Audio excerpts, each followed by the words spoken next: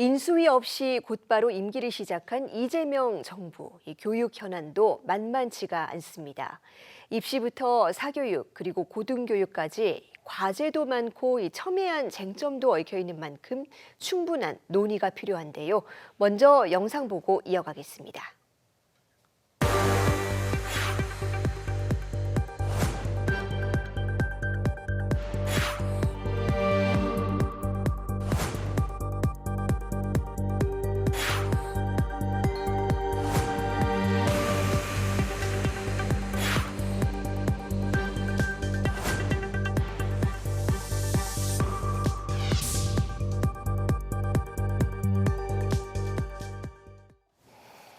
네, 새 정부가 시급히 풀어가야 할 교육과제는 무엇인지 국회 교육위원회에서 활동하고 있는 조국혁신당 강경숙 의원과 하나하나 자세히 짚어보겠습니다.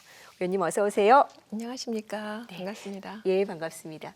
이번 대선에서 사실 조국혁신당과 더불어민주당은 협력 관계에서 선거를 치렀습니다. 맞습니다. 이제는 선거가 끝나고 좀 어느 정도는 견제 역할을 하는 야당의 역할로 돌아가게 됐는데 이 전반적으로 이번 이재명 정부의 교육 공약 어떻게 보셨습니까? 네, 사실상 이재명 정부는 작년 12.3 내란과 탄핵 인용 이후에 6개월 만에 국민들이 만들어준 정부죠. 저도 선거운동 열심히 하면서 운동화 좀 닳도록 열심히 뛰긴 했는데요. 그래서 다만 협력할 것은 또 협력해야 하겠지만 문제가 있는 부분은 또 정확하고 뾰족하게 짚어나갈 것입니다. 네. 사실상 이재명 정부의 교육 공약은 교육의 국가 책임 강화, 그 부분을 핵심으로 하고 있습니다. 유아부터 노년기까지 또 돌봄과 직업교육 또 평생교육에 이르기까지 전 세대를 아우르고 있어요. 그래서 체계적인 방안을 제시하고 있다는 점에서 매우 긍정적으로 평가하고 있습니다. 또 특히 교권을 보호해야 하는 것, 그리고 교사의 정치기본권을 보장하고 민주시민교육, 또 미래교육을 혁신하는 등 현장에서 요구가 그동안 계속되어 왔던 그 문제들에 대한 공약이 눈에 띄었습니다. 그래서 앞으로는 정책 추진에 있어서 사실은 예산을 확보하는 문제, 그리고 이해 당사자들 간에 조정하는 문제가 되게 클 텐데요. 그런 거 잘 할 수 있다 그러면 굉장히 성공적인 교육이 이루어질 것으로 기대합니다. 네. 그런데 사실 이번 대선이 워낙에 급하게 치러지다 보니까 이 공약집도 늦게 나오고 이 특히나 교육 공약이 잘 보이지 않는다 이런 반응이 있었습니다. 이 공약에 포함되지 않았지만 시급히 다뤄져야 될 교육 정책 어떤 것들이 있을까요? 네, 딱 떠오르는 게 이제 사교육비 네, 너무 문제하고 심각하죠. 또 최근에 현안이라고 볼 수 있다 그러면 리박스쿨 문제라고 꼽을 수 있겠는데요. 사교육비는 공식적인 통계만으로도 30조가 넘어버렸습니다. 네.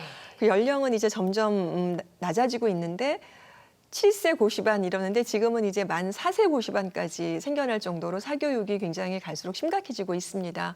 사실상 그 새 정부의 정책 공약이 공교육 강화 그런 걸 통해 가지고 사교육비를 절감한 것을 노린 거는 분명히 있어 보입니다만 조금은 덜 구체적이고 실질적인 대책이 좀 약해 보여요. 그래서 당장 유아 사교육비 조사를 해야 될 것인가, 법정 통계화할 것인가에 대한 의사결정이 아직 좀 미흡한 상태입니다. 저는 이제 상임위를 통해서 계속적으로 그 부분을 요구할 것이고요. 그리고 지금 또 사실 제일 중요한 현안은 리박스쿨 아니겠습니까? 근데 자녀를 둔 학부모님들은 이 문제에 대해서 지금 우려가 이만저만이 아니에요. 그래서 현재 이제 교육부하고 교육청이 합동으로 조사 중이긴 한데 이제 우리 아이들의 그 교육권이 얼마나 침해받았는지 이제 그런 부분은 계속적으로 감시하고 통제해야 될 부분입니다. 또 현안으로 꼽자 그러면 AI 디지털 교과서가 아닐까 싶은데요. 사실상 아직 정말 심각하다고 볼 수 있습니다. 현장에서는 굉장히 호응하고 있지 않습니다.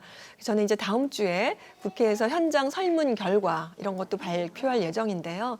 새로운 정부에서는 이 문제를 정말 차근차근 잘 풀어가야 될 그 숙제가 있습니다. 네, 말씀해 주신 문제들 하나하나 너무나 심각하죠. 맞습니다. 시급하게 대응이 이뤄질 필요가 있겠습니다. 그렇습니다.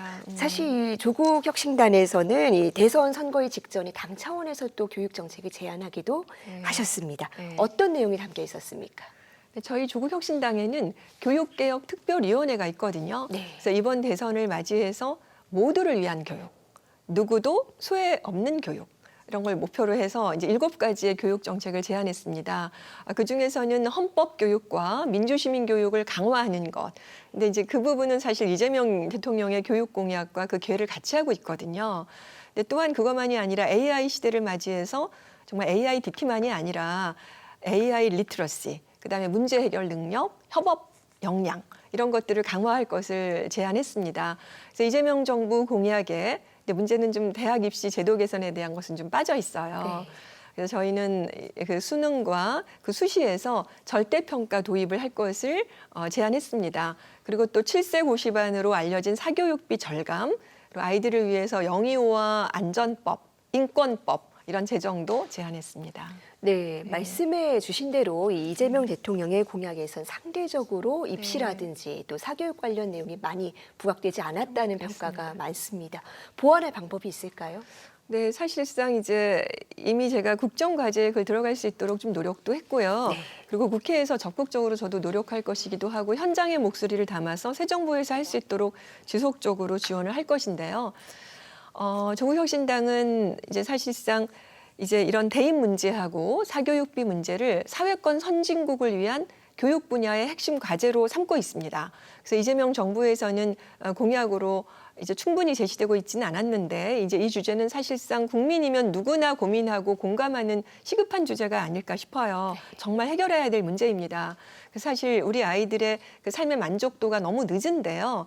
사실 아이들의 4명당 3명이 삶의 만족도가 없고 네. 자살률이 지금 9년에 비해서 그 2배 이상 늘었는데 네. 214명이라고 합니다. 애들이 좀 행복한 사회를 만들어야 되지 않을까요? 네, 아이들이 행복한 사회를 만들어야 된다라는 네. 지적도 해주셨습니다. 사실 이번 선거 과정에서 이 교육 분야에서는 서울대 10개 만들기라는 공약이 많이 주목을 네. 받았습니다. 이 국회 교육위원 입장에서 어떻게 네. 다룰 예정이십니까? 서울대 10개 만들기는요. 고등교육의 질을 확 높이려고 하는 것도 있는데 지역균형 발전에서 주제이거든요. 그러니까 그 도모해야 하는데 이런 의지를 담은 상징적 공약이라 볼 수 있습니다. 저는 이 공약이 그 이제 고등교육의 질을 높일 뿐만 아니라 이런 어떤 혁신의 계기로 삼아야 된다고 생각을 하는데요. 우선은 그 거점 국립대에 대한 서울대 수준의 재정 투자가 굉장히 핵심인데 이런 재정 예산 확보가 중요함에도 불구하고 이제 초기에 이것을 확 제대로 이제 참지 않으면 자초될 위기가 있거든요. 그래서 저점 국립대의 그 도약을 위해서 어떤 연구 역량이나 뭐 이런 교육의 역량 배가 이런 부분을 혁신 방안으로 구체적으로 제시해야 합니다. 근데 문제는 사실 지역의 연계성 문제인데요. 지역 산업을 육성하고 또 청년들의 일자리를 확보하면서 지역 소멸을 어떻게 완화해 볼까? 그 부분이 굉장히 중요한 관건이라 보겠습니다. 그래서 이 부분은 또 문제는 어떻게 하는가가 되게 중요한 것 같아요. 문제는 많이 회자되었었지만 실제로 어떻게 풀어가야 될지에 대한 해법도 되게 중요합니다. 네. 예산이 제일 중요합니다. 네, 그렇습니다. 국회에서도 많은 역할 해주셔야 될 것 같습니다. 고맙습니다. 네. 또 이 구조적으로 중요한 문제 중 하나가 바로 이 국가교육위원회인데 맞습니다. 그동안 제대로 된 역할을 못했다는 비판이 너무나 많았습니다. 네. 어떤 식으로 좀 보완해야 될까요? 네, 사실 국교회는 작년과 올해 굉장히 많은 비판을 받았거든요. 네. 근데 중장기 교육 발전 계획이라는 걸 원래 세우게끔 되어 있는데 지금 대선 전인 5월에 그걸 발표하려고 했어요. 그렇지만 그 이배용 위원장은 9월에 임기가 끝나거든요. 중장기 교육 발전 계획이라는 건 큰 청사진이기 때문에 새 정부에서 그걸 맡는 것이 순리라고 생각을 합니다. 그래서 현재 국교위의 종합적인 보완이 사실 필요한 상태이기도 하죠. 네, 저희는 시민형 재건이라고 하는 표현을 썼습니다. 네. 조국혁신당에서는요. 네, 이제 시민들의 눈높이에 맞춘 재건. 이것이 이제 필요한 시기라고 보는 것이죠. 문제는 사교육비라든지 그다음에 입시 문제뿐만 아니라 유보 통합 그리고 고교 학점제 이런 문제 등에 대해서도 국교위가 신뢰받는 비전을 제시해야 합니다. 네. 마지막 질문인데요. 이 특수교육 강화 공약에 포함됐습니다. 이 질문 꼭 의원님께 드려보고 싶었는데 워낙에 전문가시니까요.